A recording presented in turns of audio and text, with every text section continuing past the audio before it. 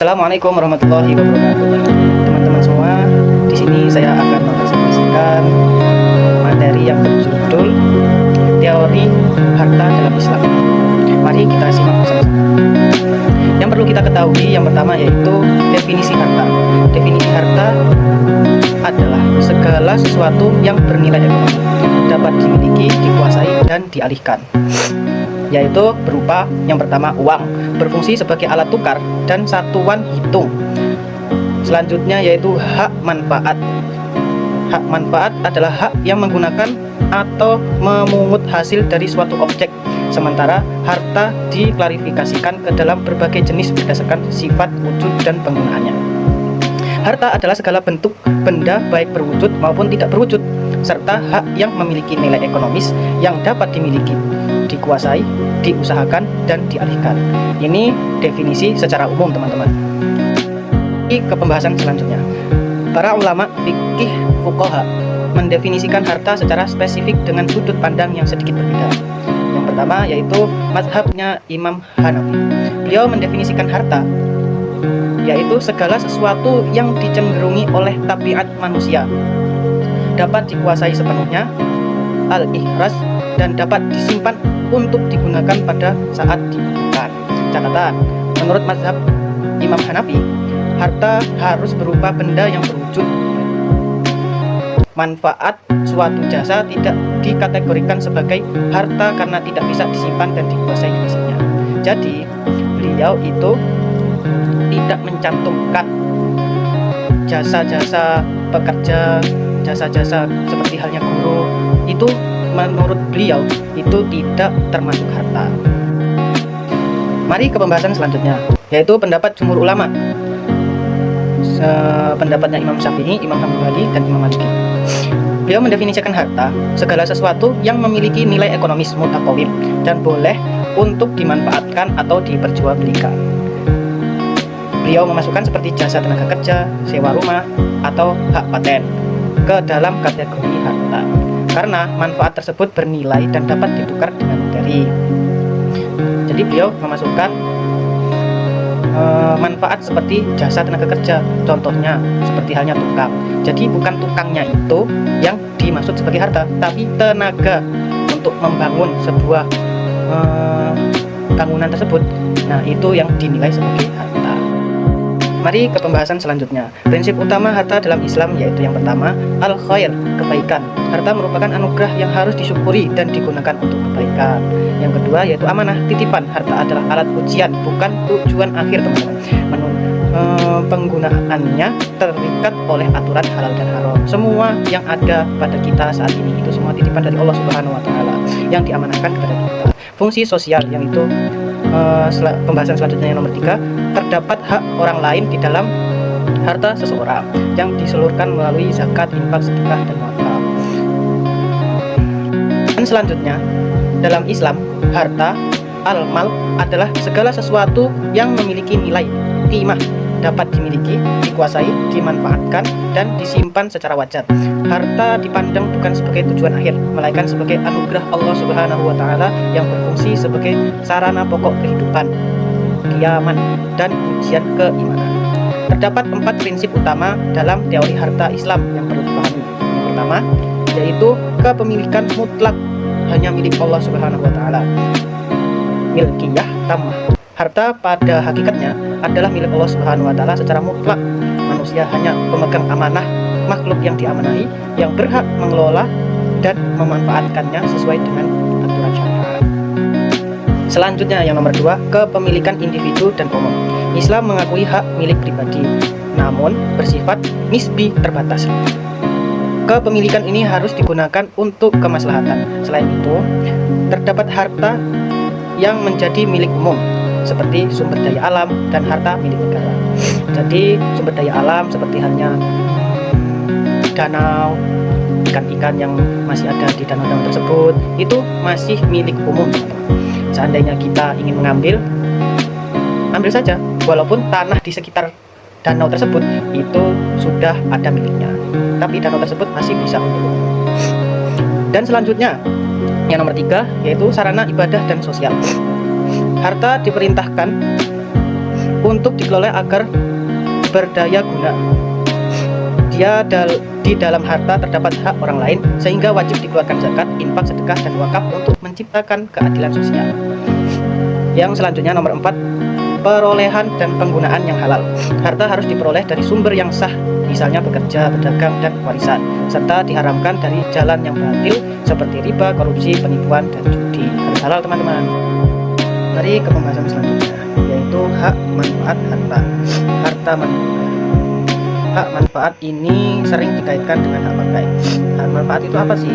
Yaitu kewenangan atau legalitas hukum yang diberikan kepada seseorang atau badan hukum untuk menggunakan dan atau mengambil hasil, memungut manfaat dari suatu benda atau tanah yang dikuasai langsung oleh negara maupun milik pihak lain tanpa harus memilikinya secara mutlak.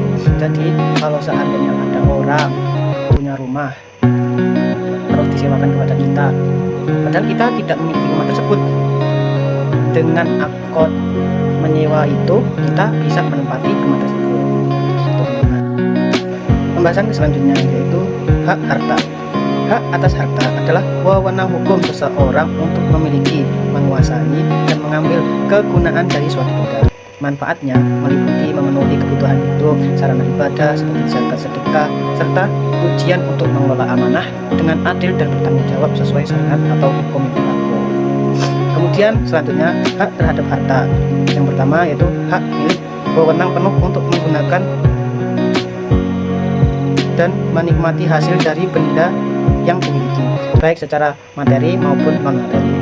Yaitu selanjutnya nomor 2, hak sosial, hak orang lain. Dalam setiap harta yang dimiliki terdapat hak orang lain yang wajib dikeluarkan seperti zakat, infak, dan sedekah untuk menjaga keseimbangan sosial. Selanjutnya yaitu nomor 3, hak sewa dan pakai. Seseorang berhak mengambil manfaat suatu barang seperti rumah atau kendaraan meskipun tidak memilikinya secara penuh melalui akad dan sewa seperti yang dijelaskan tadi. Ke pembahasan selanjutnya yaitu manfaat harta. Manfaat harta yaitu sarana ibadah dan amal, menjadi alat untuk mendekatkan diri kepada Tuhan, baik melalui ibadah wajib seperti haji maupun sosial, membantu fakir miskin dan membangun fasilitas umum. Bisa juga untuk pemenuhan kebutuhan dasar seperti halnya memberi makanan, pakaian, tempat tinggal, dan membiayai pendidikan agar keluarga dapat hidup layak dan sejahtera. Juga bisa mengembangkan ekonomi seperti menjalankan usaha atau investasi yang halal agar harta tersebut berputar dan memberikan manfaat ekonomi bagi masyarakat luas. Juga bisa untuk ujian hidup menjadi tolak ukur apakah seseorang mampu bersyukur dalam kecukupan atau bersabar dalam kekurangan. Kemudian pembahasan ke selanjutnya yaitu fungsi uang. Uang mempermudah aktivitas ekonomi modern dan menghindari batasan sistem barter.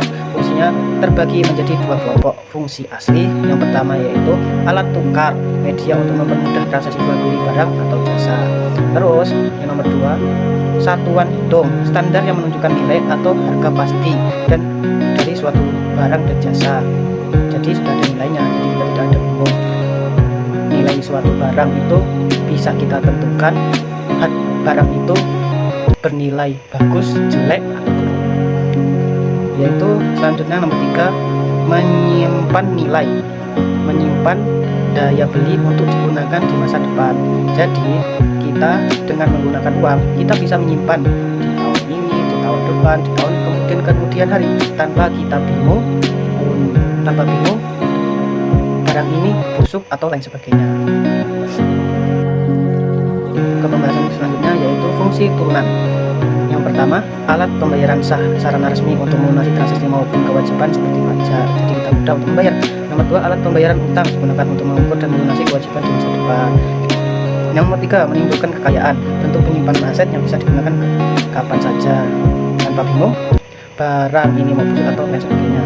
Terus selanjutnya ke nomor 4, pemindah kekayaan, mempermudah pemindahan nilai aset dari suatu pihak ke pihak lainnya, misalnya menjual rumah di suatu daerah untuk membeli properti di daerah lainnya. Baik, ke selanjutnya yaitu pembahasan tentang jenis-jenis harta. Harta dapat diklarifikasikan ke dalam beberapa kategori berdasarkan perspektif yang digunakan. A. Berdasarkan wujudnya. Yang pertama yaitu harta berwujud, kekayaan yang berbentuk fisik seperti rumah, kendaraan, dan emas. Yang kedua itu harta tidak berwujud, kekayaan yang tidak memiliki bentuk fisik tetapi bernilai ekonomis seperti hak paten, merek dagang, dan hak cipta. Jelas di sini ya. Terus ke selanjutnya, berdasarkan sifat penggunanya, fikih muamalah. Yang pertama yaitu harta istihlak, harta yang penggunaannya hanya untuk sekali pakai lalu habis, seperti contohnya makanan, uang yang dibelanjakan. Yang nomor dua, harta tidak berwujud, kekayaan yang tidak memiliki bentuk fisik tetapi bernilai ekonomis seperti hak paten, merek dagang, dan hak cipta. Ini harta yang tidak berwujud. Selesai teman-teman. Itu yang selanjutnya berdasarkan sifat penggunaannya fikih muamalah. Harta istihlak, harta yang penggunaannya hanya untuk pakaian sekali pakai lalu habis, contohnya makanan, uang yang dibelanjakan. Terus yang nomor dua yaitu harta istimal, harta yang penggunaannya bisa dipakai berulang kali tanpa langsung habis, contohnya pakaian, kendaraan, dan sebagainya. Yang ketiga, harta manqul, bergerak, harta yang biasanya dipindahkan dari suatu tempat ke tempat lainnya, contohnya itu seperti laptop, seperti motor, mobil, dan lain sebagainya. Yang keempat, harta ghair manqul, yang tidak bergerak, harta tetap yang tidak bisa dipindahkan sama sekali, contohnya tanah dan bangunan. Mari ke pembahasan ke selanjutnya, yaitu berdasarkan ketersediaannya di pasar. Seperti yang pertama, harta misli, harta yang mudah ditemukan padanannya di pasar dan bisa ditukar dengan barang yang serupa, contohnya beras, gula. Yang kedua yaitu harta kini, harta yang tidak ada duanya atau barang yang spesifik dan berbeda secara tepat, contoh lukisan antik, hewan ternak. Terus pembahasan selanjutnya berdasarkan akuntansi dan bisnis. Harta lancar adalah aset yang sangat mudah diubah menjadi uang tunai dalam waktu singkat, contohnya kas, piutang, persediaan. Jadi sering kali itu berputar di sekeliling kita teman-teman, seperti kita hanya beli suatu barang langsung mendapatkan hal tersebut. Terus nomor kedua, harta tetap, aset berwujud yang digunakan untuk operasional jangka panjang, contohnya mesin, gudang, dan peralatan. Mesin seperti halnya kita punya pajak itu bisa untuk operasional, membaca pada orang dan mendapatkan dari pajak tersebut. Baik, demikian sekian dari saya. Apabila ada salah